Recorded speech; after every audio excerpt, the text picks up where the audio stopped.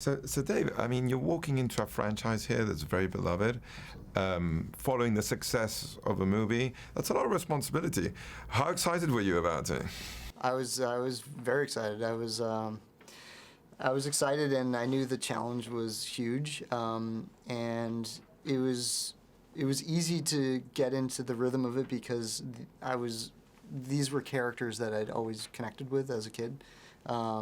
And they were kind of my cushion on set when, I would look around this giant set and I would still see Leonardo, Donatello, Mikey, and the guys, and I would feel comfort in seeing those guys. And it was really about just kind of continuing to tell their story and honor those characters.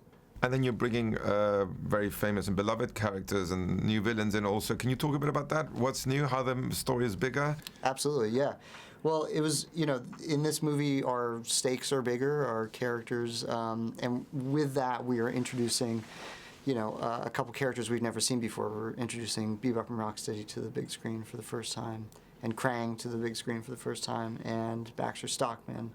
And it's a palette of really fun characters that, and it was great fun to kind of dip into the old, cartoons and the old comics and pull references from all these different generations of Turtle legacy to build this movie. And a key character that we're going to meet is, of course, Casey Jones. How would you compare this Casey Jones to previous Casey Jones that we've seen? And what do you think Stephen brought to that role? Well, Stephen and I met right before prep, and we had a cup of coffee, and we started to talk about Casey Jones. And the things that he really responded to were the fact that this version of Casey Jones was a little rough around the edges. He's not super polished, and the character has never been super polished. So when we see Casey Jones in a fight scene, he is improvisational, and he is funny, and he is rough around the edges, and I think that's what makes the character so cool. And Stephen, having come from his show Arrow, is very familiar with the vigilante character and the tough, cool version of that. So I think he was really excited to play, a slightly offbeat guy who had a little bit of, of an improvisational spirit. One of the coolest things about the previous movie was actually, of course, seeing the turtles this way. Mm-hmm. How it was done with performance capture, with those cameras on their faces and everything. How has that evolved in this second movie?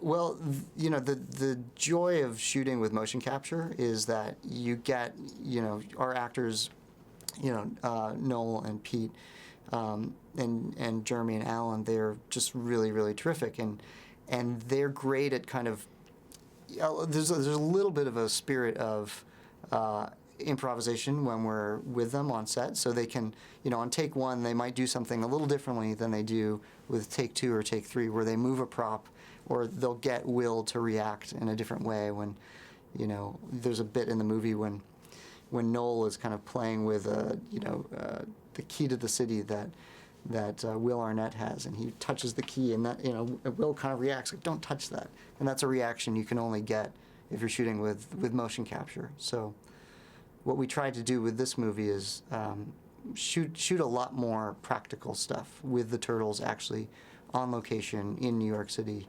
to capture as much reality as we could. And we're going to see April kicking some ass too. How was it to work with Megan Fox? Megan was great.